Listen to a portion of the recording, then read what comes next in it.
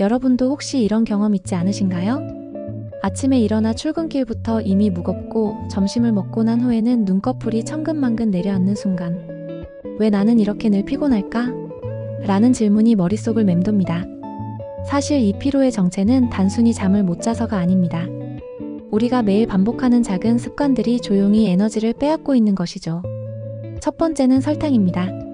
서울에 사는 34세 직장인 민지 씨는 하루에도 3번씩 당 충전을 외치며 달달한 음료를 찾았습니다. 처음엔 기분이 좋아지고 집중도 되는 것 같았지만 1시간이 지나면 오히려 더 피곤해졌죠. 이건 단순한 기분 탓이 아닙니다. 2019년 누트리언츠 학술지에 발표된 연구에 따르면 단순당 섭취 후 사람들의 혈당은 급격히 상승했다가 빠르게 떨어지며 슈가 크러쉬 현상을 일으켰습니다. 이때 피로감, 무기력, 집중력 저하가 뚜렷하게 나타났습니다.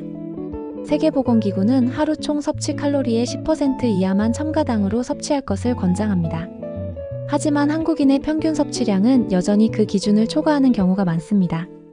결국 단 음식은 순간의 활력, 그러나 곧 피로로 돌아오는 부메랑인 셈이죠.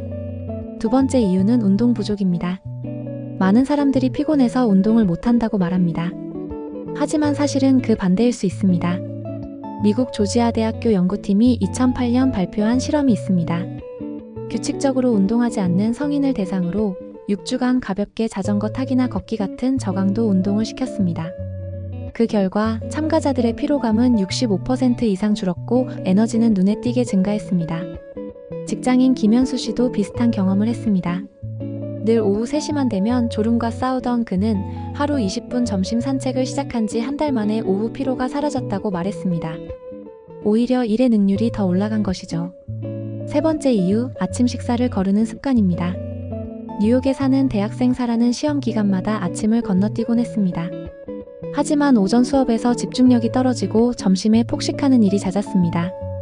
하버드 공중보건대학원의 2020년 연구에 따르면 아침을 거른 사람들은 혈당 변동폭이 더 크고 오후 피로가 심하다고 보고되었습니다.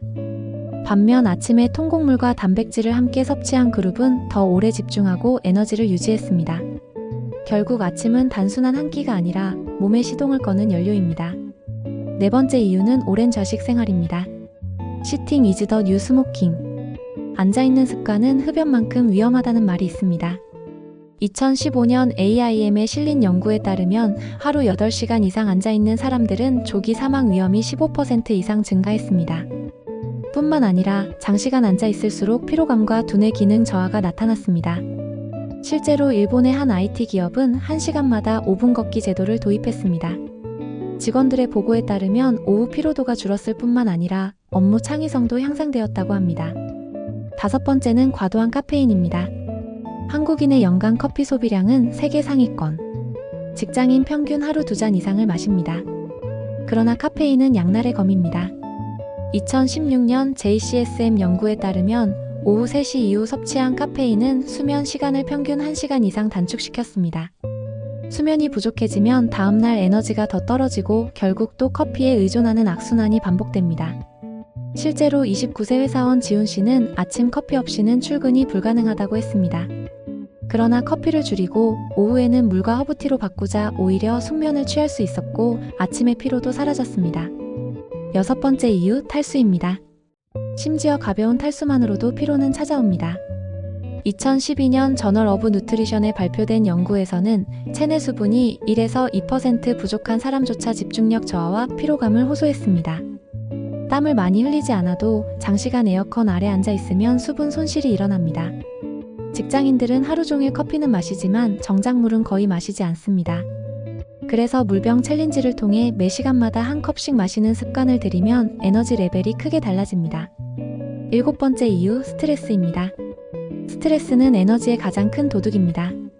영국 코벤트리 대학 연구에 따르면 스트레스를 많이 받는 사람들의 코르티솔 수치가 지속적으로 높게 유지되며 이는 피로와 무기력감을 유발한다고 합니다.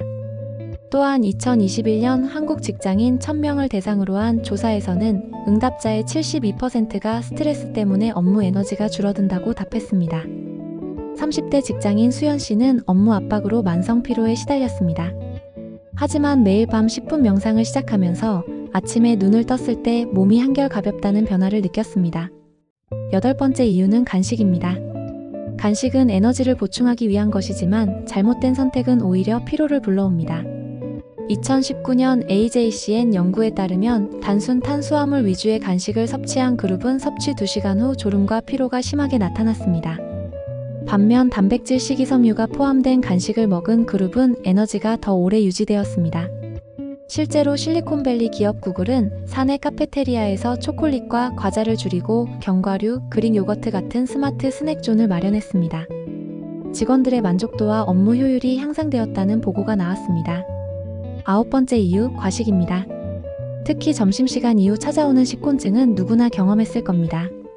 2015년 일본 국립보건의료과학원의 연구에 따르면 고지방, 고칼로리 점심을 먹은 사람들은 식후 2시간 이내 인지 기능과 반응 속도가 현저히 저하되었습니다. 반면 적당한 양의 균형 잡힌 식사를 한 그룹은 집중력이 유지되었습니다. 따라서 배부름보다 적당함을 추구하는 것이 에너지를 지키는 길입니다. 여러분, 에너지를 빼앗는 건 거창한 병이 아니라 매일 반복되는 작은 습관들입니다. 설탕, 카페인, 앉아있기, 스트레스, 잘못된 식습관. 이 작은 선택들이 쌓여 우리의 하루를 무겁게 만들고 있죠.